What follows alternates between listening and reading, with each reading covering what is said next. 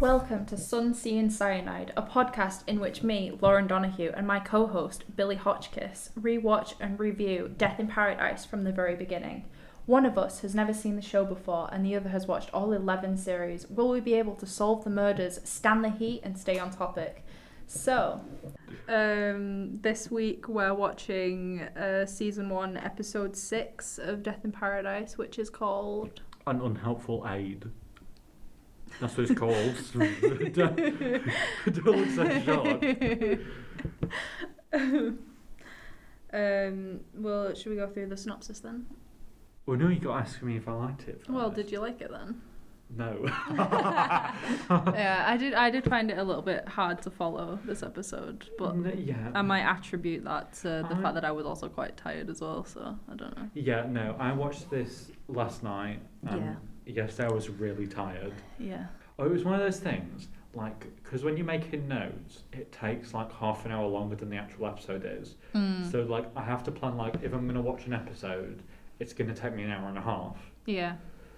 And it was just one of those things where it was like, so much stuff started happening while I started watching it at the beginning. There was almost too much to note down. No, not just in the program. Like in my own life, where it was like I tried to start watching it, and like stuff happened, and I was like, I don't have time. So I think I was going. Like, I initially putting it on, I was a bit like a bit annoyed already. Yeah. And I think maybe that reflected in my notes. Maybe that I was maybe a bit critical.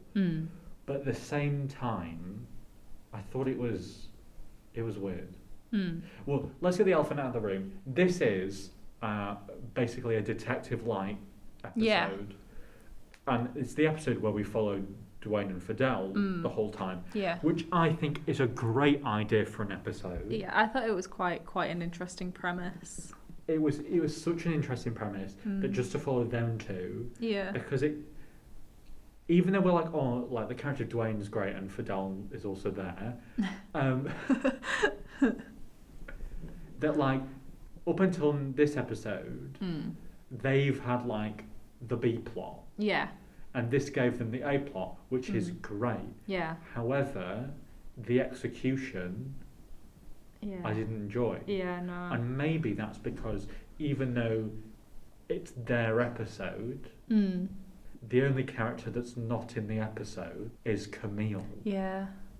I really like Camille as a character. Yeah, she's and I think she brings an energy and a presence to the team dynamic, which I think was sorely missed. Yeah, she's like, I don't know, almost. It needed her energy. Yeah. It was the whole episode was missing that energy of that kind of character. Yeah. They're not to be like cliche or anything, but she's almost like the glue that like holds the team together almost. Fully. Because it was like we basically then just left with Richard. Yeah. There was no one to kind of call Richard out. No. And he needs calling out. Legit though. Anyway, right, yeah. We should probably slap him so much throughout this episode. We should probably. He was sick. He did have a sickness. Coronavirus. I know, yeah. Oh, you can't say that, can you? People don't like it when you say the C word. Okay. The big C. Not cancer or... Yeah. See you next Tuesday. Yeah. We'll refer COVID. To... Yeah. Well, it wasn't even COVID. It was tropical fever. This is getting cut out.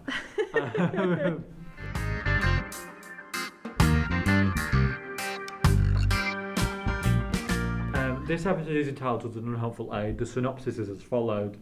With Richard struck down with a tropical disease and Camille in Paris, it is left to Dwayne and Fidel to solve the apparently impossible murder of a local diver.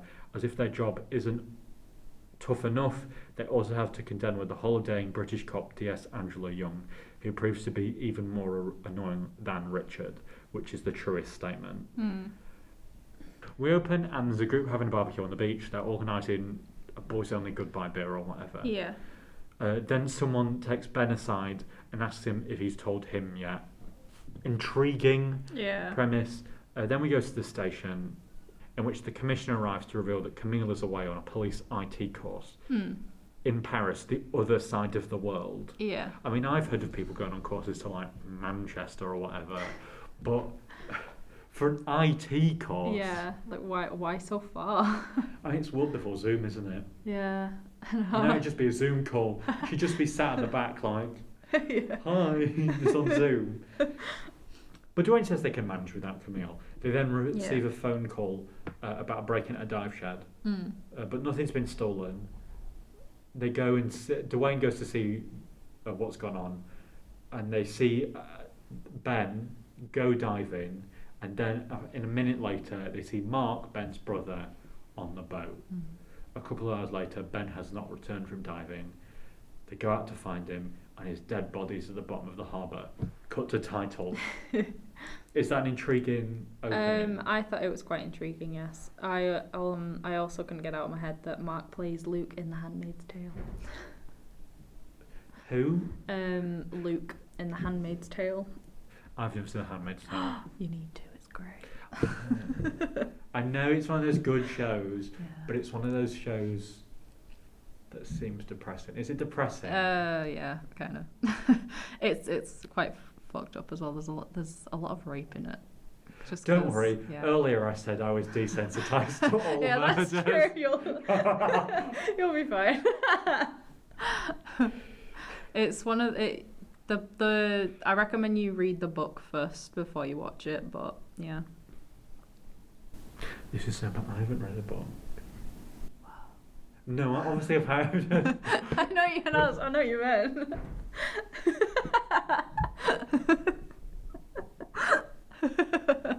I mean, I've never read a book. No, I haven't read like a novel. Yeah. In maybe the past 5 years. Okay. I read all the time. Yeah. Just I've not read a novel in in 5 years, which is not great. Yeah. Anyway, yeah. So I was intrigued. Yeah, at this point, I couldn't remember who it was. Like I vaguely remembered the episode. Yeah. But I didn't know who the murderer was. Did you? No. Did you guess at this point again? No, I didn't. I don't think I had anyone on my suspect list just because I was having a hard time following the episode. It was a hard time following it. Yeah. And but it had enough suspects. Yeah, true. For me to follow. Yeah, so then after the titles, we found out that Paul is homesick with tropical fever. Yeah. But at the beach, the dead body is taken out of the sea, and they find a square-shaped mark on his chest. I then wrote, I remember how this one goes. Drowned in a fish tank and thrown overboard. Yeah.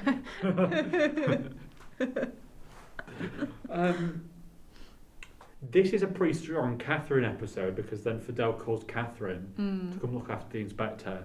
And if I was her, I would have said no because he's been pretty rude to me the whole time we're on the island. I know. But no, she's selfless. She's a selfless icon. Queen. And comes here making her chicken soup. I don't think... As like a sickness remedy, I don't think I have a sickness remedy, or at least my family doesn't have a sickness remedy. When I'm sick, I tend to make like Heinz tomato soup and cheese toasties. I'm not a sick person.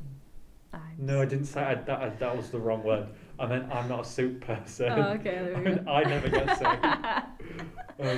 Yeah, I only really eat tomato soup, to be honest. Yeah. I mean, then again, in like the past 10 years, I've only been like sick twice.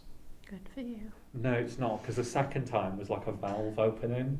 Oh, okay. It was like, I was sick in like 2012, and then in 2020, I was stomach bug sick. Yeah. And not being sick for 8 years really takes its toll on you. It's like someone opened up a pipe. Yeah. I think I'm sick at least once a year, so hopefully I've had my fill from last month. COVID is not fun. Does it the C word? The C word is not fun. So since I've only been sick twice in the past 10 years, yeah. I wouldn't even know if there was a sickness remedy. I think the illness that I get most often is tonsillitis. Yeah, when I'm sick, I'm not hungry. I don't eat. I just can't eat. It depends on the sickness, because like usually I'm like throwing up, so like I can't eat until like the third day. And then I eat soup. When they look at Ben's air tank, it had its valve turned off, which means someone tampered with his diving equipment. And the oxygen tank was also full. That's what I just said. The tank was off. Didn't say anything about how full it was. The valve was turned off, so therefore it was full. Phil, I don't know. We're just saying the characters' names like people know. You should probably watch along. If we haven't said already, watch along. Yeah, it's a companion. It's a companion podcast. Yeah. Anyway, so Phil heard the brothers arguing on the boat the night before. Alex, Phil's wife, has no alibi. She said she was looking for dolphins on the water. Then we are introduced to the talking point of the episode, Detective Sergeant Angela Young, a police officer holiday in Sainte Marie. She'll be taking over the investigation. She clears out Paul's desk and asks for everything to be written up. Did you like Angela Young? First thought I had when I saw her was, oh my god, it's Moaning Myrtle. Yeah, it's that actress. Yeah. And then I wrote, she a bish. She was so unlikable. Yeah. More unlikable than Paul. I didn't like her accent either. The fake American accent that she put on, it was just, I think it's also because I know she's English as well, though. So like, was it an American accent? Yeah, I think it was supposed to be, but she kept like slipping. So she was like American for one bit, and then she like slipped into English, and then she was American again. I mean, it just. Yeah, I think because obviously, this show's a bit like Doctor Who in the fact that the main character changes all the time. Yeah. And it's been a bunch of men, so I really think the next one should probably be a woman detective. But like as like the kind of the archetype of like the first female detective on the show. Yeah, that's not. She's an awful character. Yeah. Not in a way that's like the writing's bad. Yeah, she's just an awful character. The show's still in this age where like all the British stereotypes they're relying on are bad British stereotypes. Yeah. And it's like she's asking for everything to be written up. Yeah. Which would get on and my like nerves. Boxing up all of Paul's stuff as well was just unnecessary. Like it's not your desk. Anyway, so Dwayne and Fidel then go speak to Mark, and he says Mark is the brother. Dwayne and Fidel go speak to Mark, and he said he went to go tell Abigail, the wife, about the murder after they discovered the body, but she wasn't at the house. So who told her? Yeah. Ooh. Dun, dun, dun. Did you know who told her? His boss. Yeah, but did you guess that? No, she said later in the episode. I also noticed at that point, I think Mark was leaning on the fish tank. I think he was leaning on the fish tank because you have to introduce the murder weapon. Yeah. You have to check off the fish tank. Yeah. Angela arrives to talk to the wife, and she doesn't know Fidel's name. Yeah. Loving the stereotypes. Not knowing someone's name is the most awkward thing. Yeah, see, what I tend to do if I don't know someone's name is I don't say it until someone else says their name, and then I'm like, oh, it is your name. Okay, hello, Billy, for instance. Yeah. I'd like try and find you on social media. If I don't know your name, I'll be like, I have to find what it says to like who you are. Yeah. Yeah, no, but what's worse than not knowing someone's name is confidently calling someone the wrong name. Oh, God. See, that's why I just never say their name until I know their name.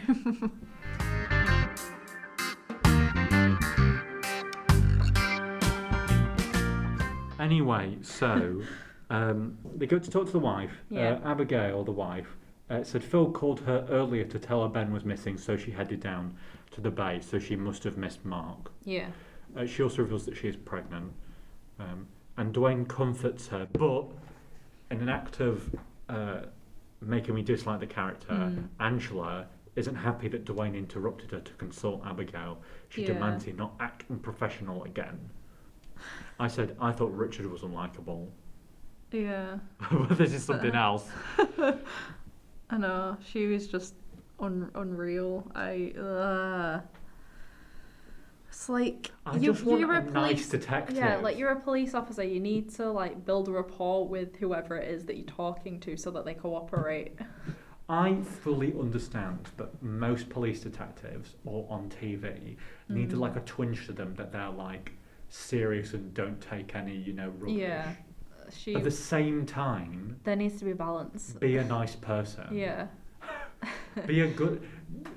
Actively don't make me be like, I don't like you. Yeah. And now I have to watch you. I mean, you do have to watch Angela for 8 episodes. Yeah, thank God. Thank God. But I do have to watch Richard. Yeah. Anyway.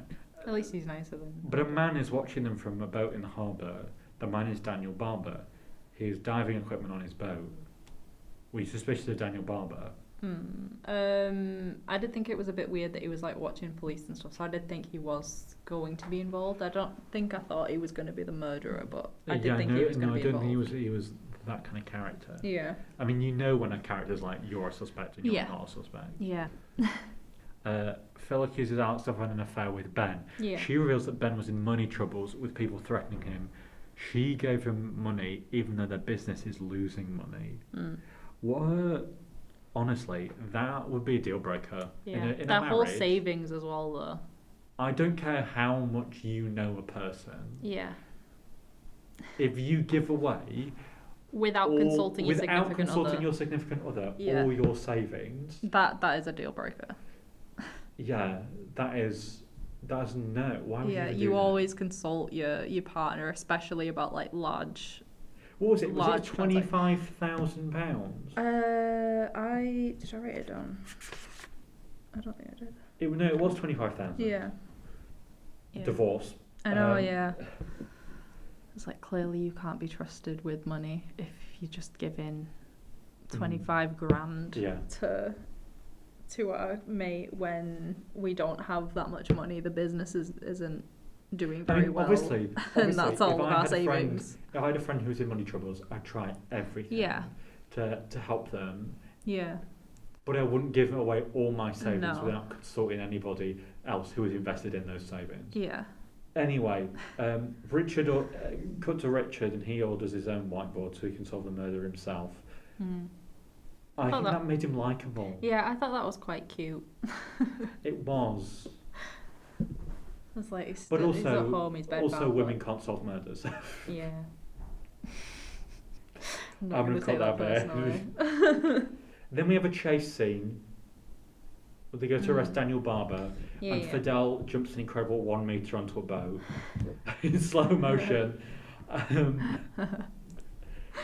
Oh, I said go on, Fidel, such a beast. Yeah, this was a strong Fidel episode. Yeah. Yeah, it was nice to follow.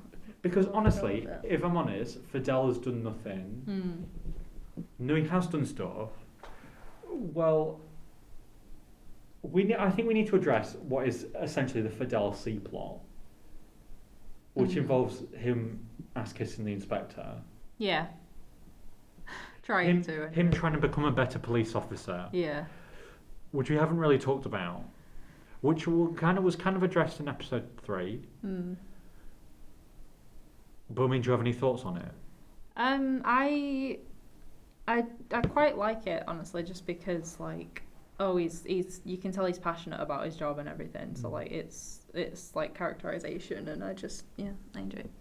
I mean, it does though feel like he's the only character with rather than an episode arc.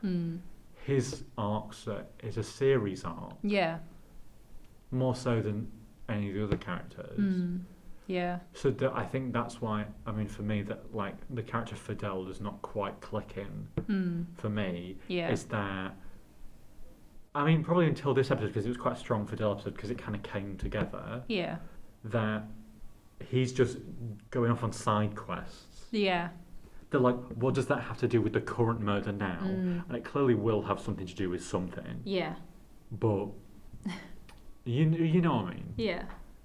It was nice to like see him more in this episode as well, because like usually he's sent to do stuff off screen, so like it was nice to like see him actually do something. I mean, it totally doesn't help that obviously Dwayne is like in the show for like 7 seasons. Yeah. So like Dwayne like is Death in Paradise. Yeah. For lots of people. Yeah. Like he's one of the longest running main characters the show has had. So like rewatching the show, immediately you're like, I fully know who Dwayne is. I know him. I like the character. Yeah. Whereas Fidel, originally watching it as a child, you're like, but I don't really remember the episodes. I remember who did it. Yeah. I don't really remember the character. And that's not helped Fidel. Yeah, no. Because I don't really remember Fidel as a character. Yeah. But I remember Dwayne because he's more recent. He's like a trademark character almost. Angela doesn't believe in the tiny clue of the week. She says the bandana isn't important. Yeah. So she's so wrong. I know, yeah. But obviously if you were a police officer, it wouldn't be important. No. But the tiny clue of the week is a red bandana. They arrest Daniel, and I said it was funny that they talk about Daniel like he isn't in the next room over there with a full open door.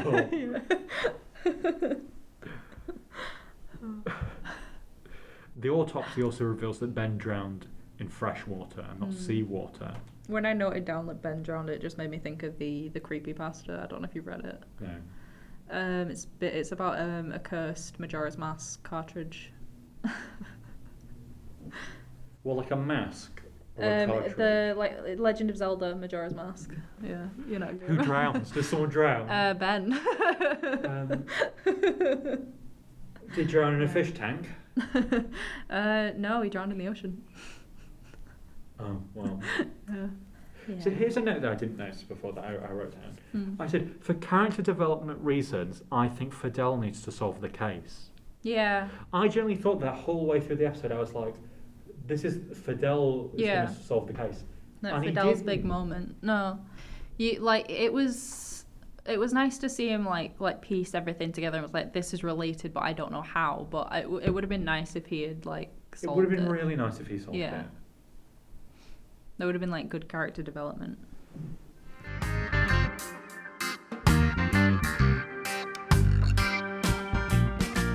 This is my insert jingle, least favourite pool moment of the week.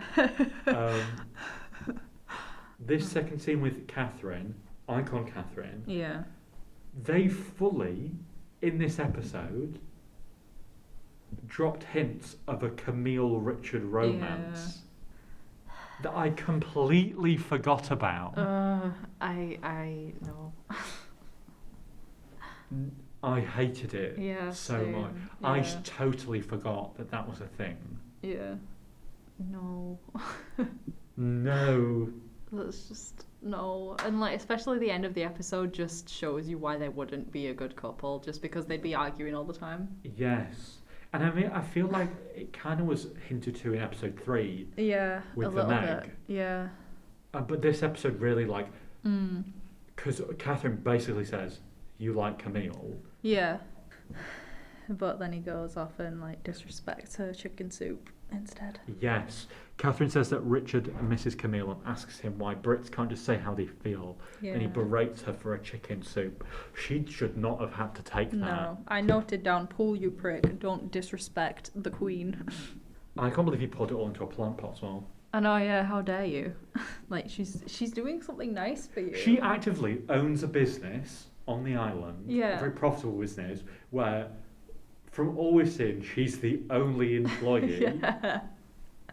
She closed down her business. Yeah, she's taking time out of her day to come and make chicken soup for you. Chicken soup for you, a person who's, on the record, not been very nice to her. Yeah, disrespecting everything she says. And she took time out of her day. Yeah. She lost money in her business. To look after you. To look after you. Be grateful. This is why she's an icon. Yeah. She is the moment. Yeah. Not only that as well, but he's also been disrespecting her daughter, and she has been grassing him up to a mum. We know that. And bruh. Full autopsy comes back. The wound on Ben's chest has metal shards in it, and a stone was lodged in his esophagus. See, even though I said before he was leaning on a fish tank, I don't think the fish tank reveal works. Because even I knew there was a fish tank. Yeah. I was like, where's the fish tank?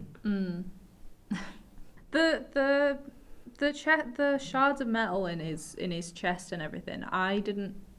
Because the fish tank's still intact and everything. Why are there shards of metal in his chest? That's what I was thinking. I mean, he was pushed down so hard. Hang on a second. Exactly. Hang on a second. He had a square on his chest. Yeah. There. Yeah. Right. Yeah.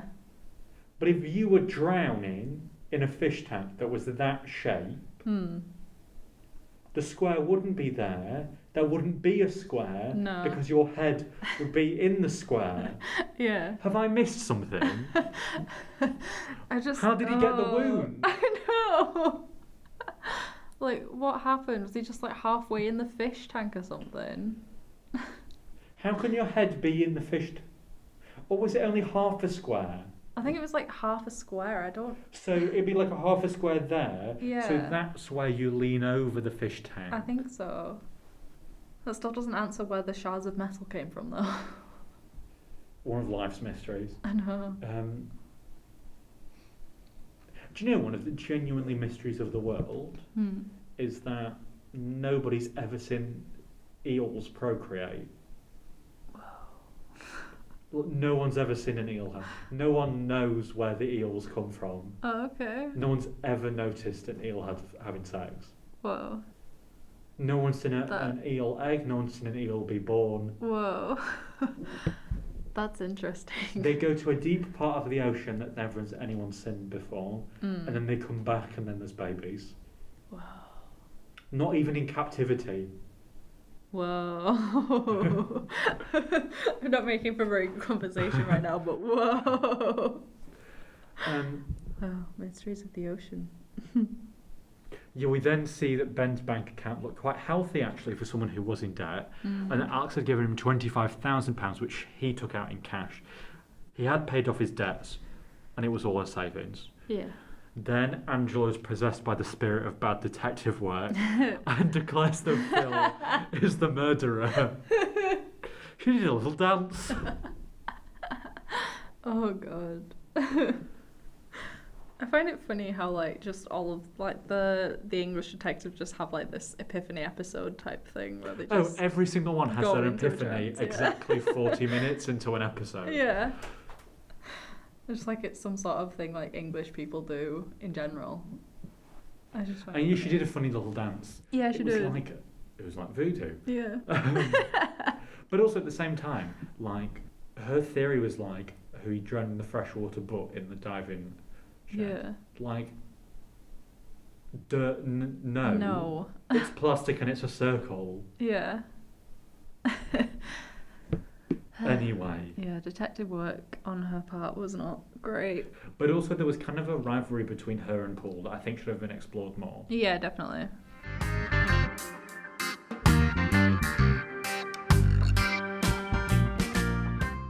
Dwayne has also been giving Paul notes about the murder and he's turned the shack into his own police station. Yeah. He demands they take him to the police station before Phil is arrested. Yeah.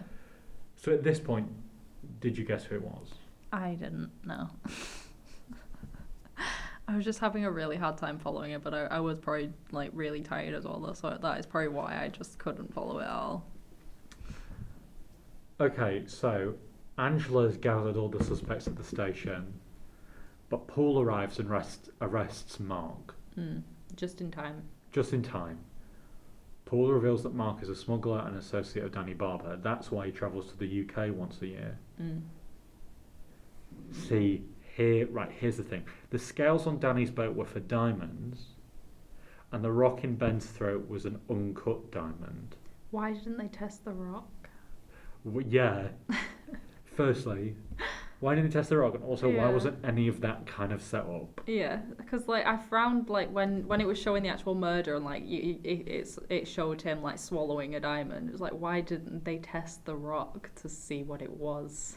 And also, like a show like this needs to be able to solve. Yeah. The audience needs to be able to solve it. Yeah. Realistically, how am I meant to know that rock it's a diamond. Yeah. Because you've just told me it's a rock, and nothing in the episode suggests it's a diamond. Yeah, we don't really see it in the episode very much either. Like, unless I meant to know that those specific scales are for diamonds. Yeah. Unless you're supposed to put 2 and 2 together because there's a smuggler in the port. So there must Did be they say he was smuggled diamonds? I don't know. But it's just like, I wonder if they wanted us to like connect the dots because Danny was a smuggler, so like maybe there's another smuggler that he was trying to meet or something. I don't know. Did people know more about smugglers in 2011? I don't know. I'm gonna guess no, but I don't know. Anyway, he got the diamonds through customs as rocks in a fish tank. Yeah. Ben discovered what they were and tried to take some to pay off his debt. Mark then drowned him in the fish tank. Mark resented his brother for breezing through life, leaving others to clean up his mess. He dressed up the body in diving gear, dumped the body in the middle of the sea, forgetting to undo the valve on the air tank. He then broke into the diving shed because he needed a police officer as a witness in the morning. That's a clever move there. Yeah. No, it was like the level of detail that he went to, but like forgetting to turn on the air tank. Yeah. And also, I was confused that like Ben only had one red bandana. Yeah. Like that's his trademark. If that's your trademark, probably has you need more 3. than one. Yeah, at least 3. Yeah, it was the detail that he went to and then missed things like the air tank and the bandana. Yeah. In the morning, he impersonated his brother, putting on the red bandana so that Phil and Dwayne thought it was Ben. He then swam around to the other side of the boat and took off his clothes, showing that he was on the boat. Cleaning up, but also he was bone dry. Yeah. He was bone dry. He grabbed like a rag, so was it like supposed to be like, oh, he dried himself off like on his way up? He wasn't wearing a helmet. No, he was wearing... It was a bandana and his hair was dry. Yeah. He then gets a villain speech, which I didn't write down. Yeah, I didn't. I just said it was a bit like Scooby-Doo. If it wasn't for those meddling kids. Yeah. Mark had packed the suitcase when he went to the house to put the police off the scent. Then, finally, Camille arrives home and berates Richard for insulting her mother. Things are finally back to normal. So, did you like the episode? Did you think that was a satisfying conclusion? Not really, no. If I'm honest. If I'm honest, no, because I don't think you could guess about the fish tank. Yeah, you couldn't like put the clues together very easily, and then also just the general conclusion with like Camille and Paul being reunited after the whole thing of like Paul has feelings for Camille. I didn't like that. Yeah, for me that just cemented why they shouldn't be together. And it's like kind of Paul knew all these things that was like, how you're not there. He was like, of course it's a diamond if you just do a bit of research. Like, what research? Yeah, you were sick at home. You didn't see you were it delirious. at all. Yeah. I didn't. It's right. So what are we rating out? What 10 things are we doing this week? Should we do diamonds? Fish tanks? No, let's do uncut jams.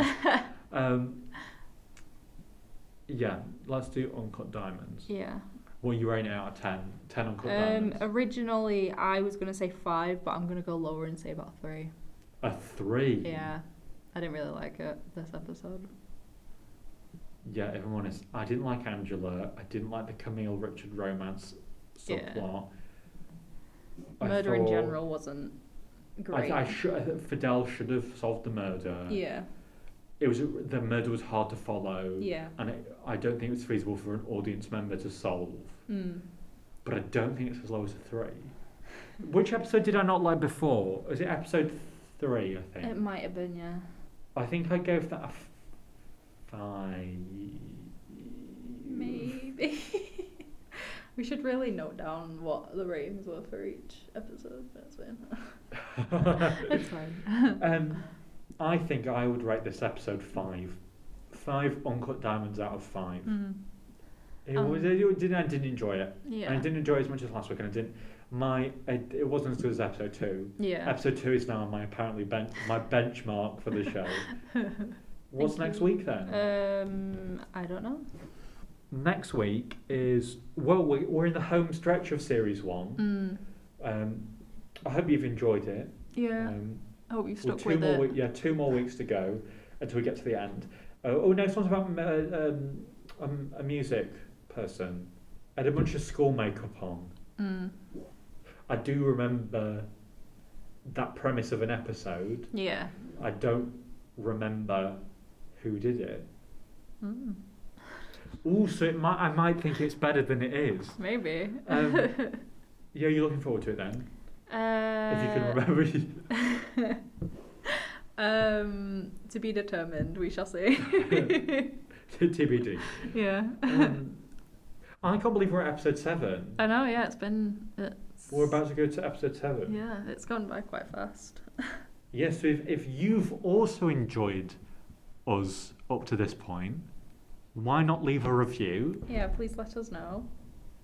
Thank you for listening. Join us next week where we were talking about episode 7, Music of Murder.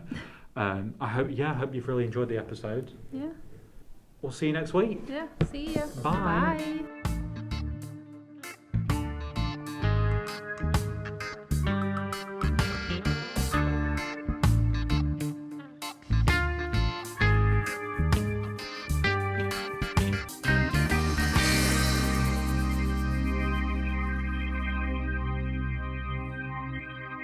You ready? I forgot what this episode is. A man gets drowned in a fish tank.